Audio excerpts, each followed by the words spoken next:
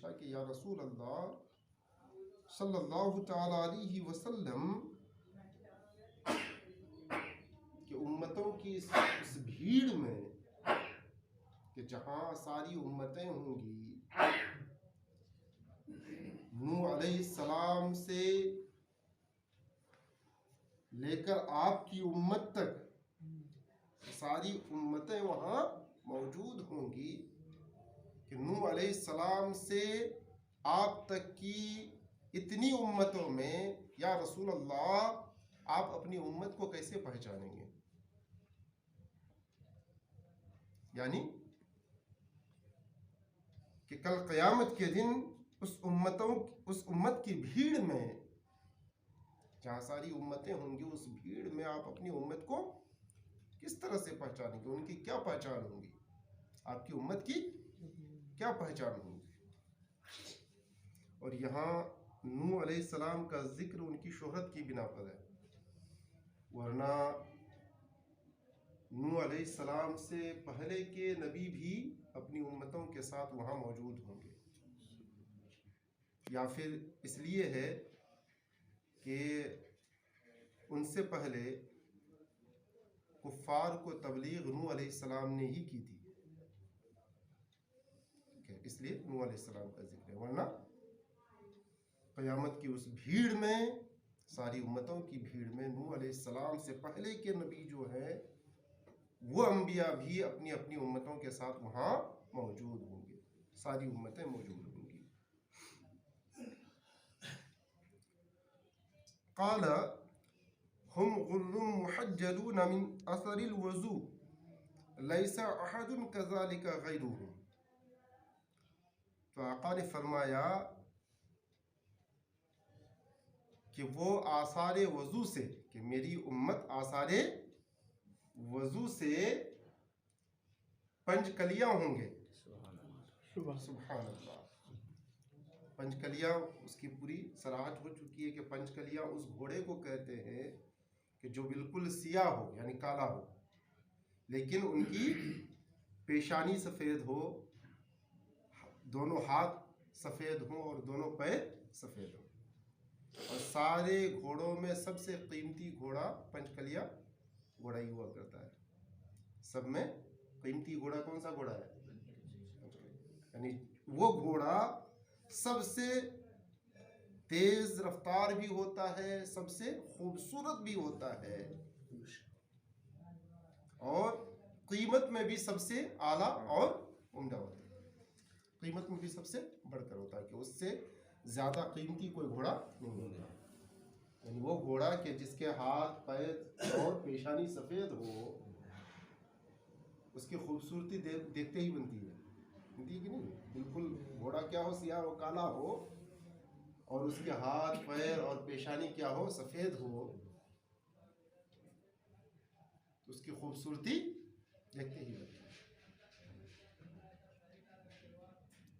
या घोड़ा सुर्ख हो, उसके हाथ, पैर और पेशानी सफ़ेद हो, तो उसकी खूबसूरती देखते ही होती है। तो पंचकलिया घोड़ा सबसे ज़्यादा कीमती होता है और सबसे खूबसूरत होता है। तो आका फरमाते हैं कि मेरी उम्मत की पहचान ये होगी क़यामत में कि जब सारी उम्मतों की भीड़ होगी, उन तमाम उम्मतों में, उन सारी उम्मतों में मेरी उम्मत की पेशानी चमक रही होगी, उनके हाथ चमक रहे होंगे, उनके पैर चमक रहे होंगे, कि उनके हुस्न का कोई जवाब ही नहीं होगा, उनकी नूरानियत का कोई जवाब ही नहीं होगा। कि मेरी उम्मत में जो चमक होगी, उनकी पेशानी में उनके चेहरे रोशन होंगे, उनके हाथ रोशन होंगे, उनके पैर रोशन होंगे। और ये क्यों होंगे? वज़ू की बरकत से, आसारे वज़ू से। कि क़ाल हुम गुर्रुम मुहज्जलून मिन असरिल वज़ू लैसा अहदुन कज़ालिका गैरुहुम। फरमाया कि वो आसारे वज़ू से पंचकलियाँ होंगे, कि तो उनकी पेशानी, उनके हाथ और पैर चमकते होंगे।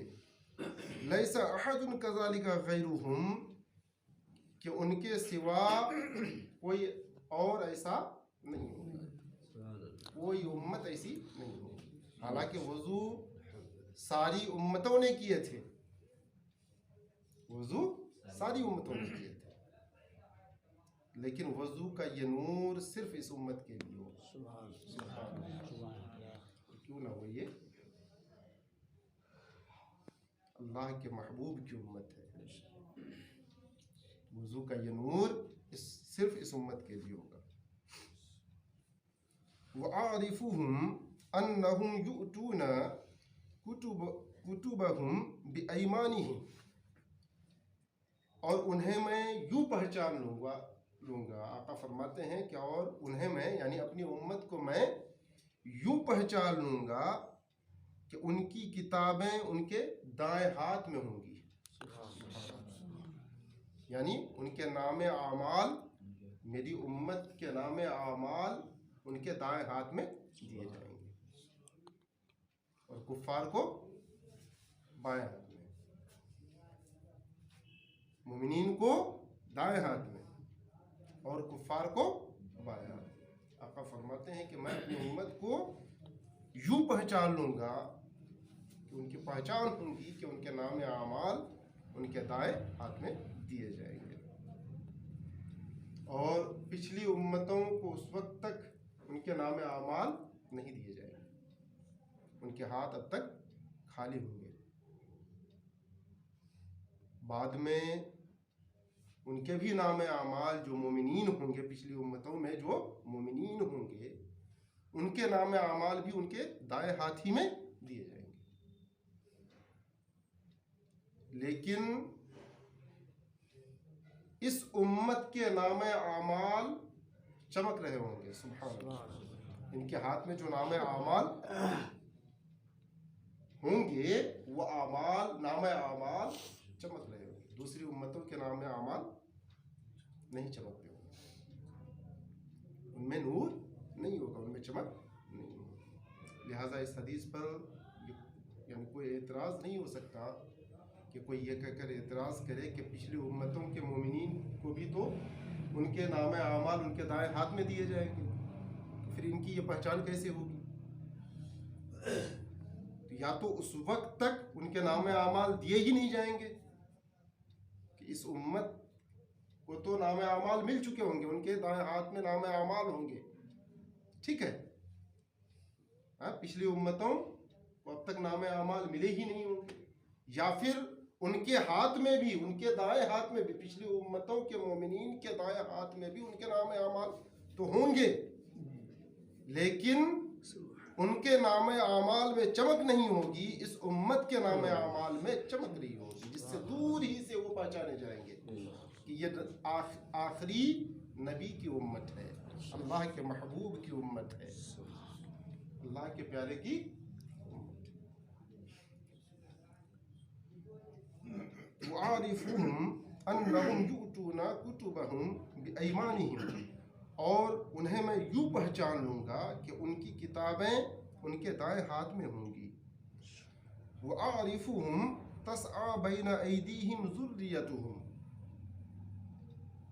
और मैं ऐसे पहचानूँगा कि उनकी औलादें, उनके बच्चे ज़ुर्रियतुहुम, उनके बच्चे उनके सामने दौड़ते होंगे, सुभान अल्लाह, उनके छोटे बच्चे उनके सामने दौड़ते होंगे जन्नत में ले जाने के लिए, सुभान अल्लाह।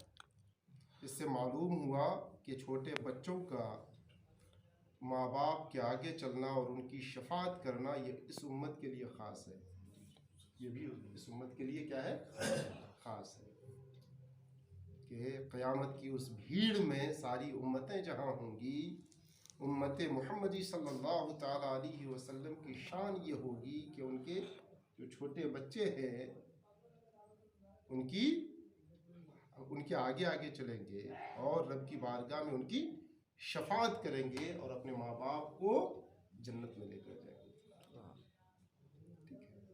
और ये भी याद रहे कि ये तीनों अलामतें, ये तीनों निशानियां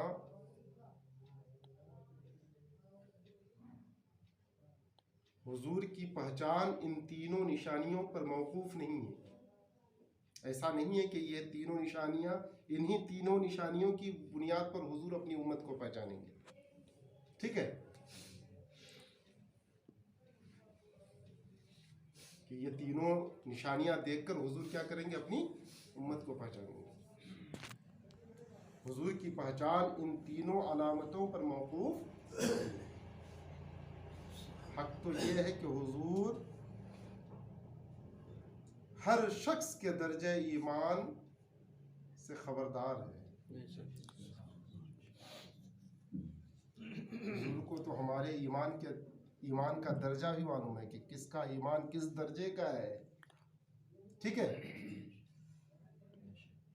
किसका ईमान किस दर्जे का है, हुजूर उससे भी वाकिफ है, उससे भी खबरदार है कि हर शख्स के ईमान की नब्ज जो है हुजूर के हाथ में है। हर बंदे मोमिन के ईमान की नब्ज हुजूर के हाथ में है।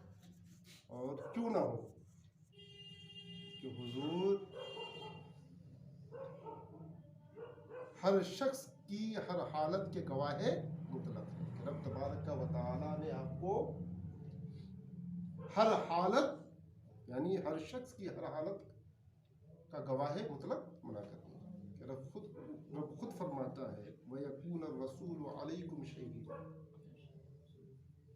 कि तुम पर रसूल क्या है, गवाह है, तुम्हारे हर अमल पर वो गवाह है।